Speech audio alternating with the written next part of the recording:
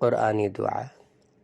انت ولینا فاغفر لنا وارحمنا وانت خیر الغافرین واکتب لنا فی هذه الدنیا حسنہ وفی الآخرۃ انا ہدنا الیک. You are our protector, so forgive us and have mercy upon us, for you are the best of forgivers, and grant us good things both in this life and in the hereafter. Indeed, we have turned to you. This dua is mentioned in Surah Araf, ayah number 155 and 156. This is the supplication of Prophet Musa alayhi salam when he took 70 people of his community, Banu Israel, to Tut mountain.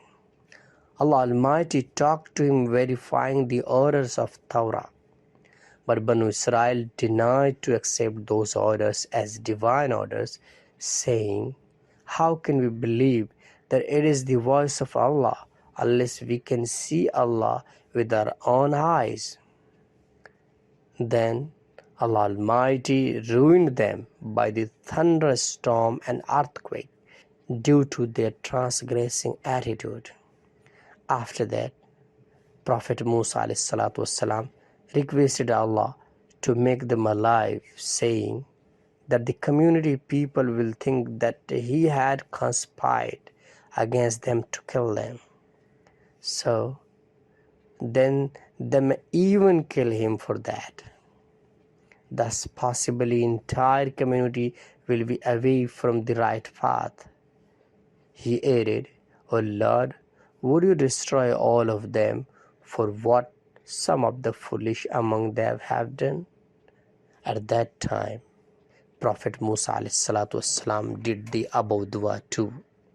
And finally, Allah Almighty made them alive. Urdu. Anta waliyuna faghfir lana warhamna wa anta khairul ghafirin waktub lana fi hadhihi ad-dunya hasanah wa fil akhirati inna hudna ilayk. آپ ہی تو ہمارے آقا ہیں، اس لیے ہمیں معاف کر دیجیے اور ہم پر رحم فرمائیے.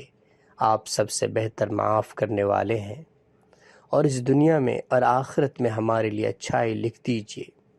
ہم تو آپ ہی کی طرف رجوع کر رہے ہیں.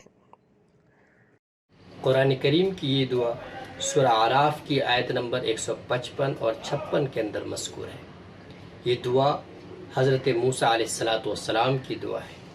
حضرت موسیٰ علیہ السلام جب بنو اسرائیل کے 70 لوگوں کو لے کر طور پہاڑ پر گئے اور اللہ تبارک و تعالیٰ نے حضرت موسیٰ علیہ السلام سے گفتگو کرتے ہوئے تورات کی تصدیق کی، تو ان لوگوں نے یہ کہنا شروع کر دیا کہ ہم یہ کیسے مان لیں کہ یہ اللہ کی آواز ہے جب تک ہم اللہ کو دیکھ نہ لیں.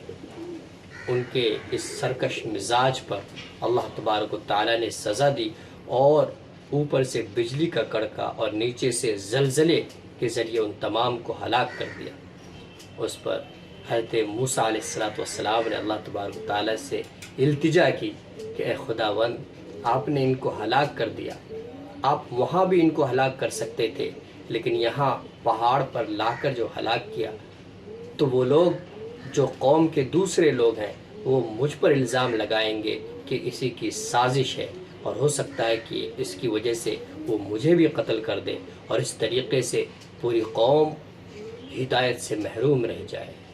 اے خداوند، آخر آپ کیسے تھوڑے لوگوں کی بے وقوفی کی وجہ سے پوری قوم کو سزا دے سکتے ہیں؟ اور اس طریقے سے انہوں نے دعا کی ہے تو اللہ تبارک و تعالیٰ نے ان کی دعا کو قبول کی ہے، اور پھر وہ تمام لوگ زندہ کر دیے گئے ہیں. ہم بھی رحم، مغفرت اور دنیا و آخرت کی بھلائی طلب کرنے کے لیے اس دعا کا اہتمام رکھ سکتے ہیں.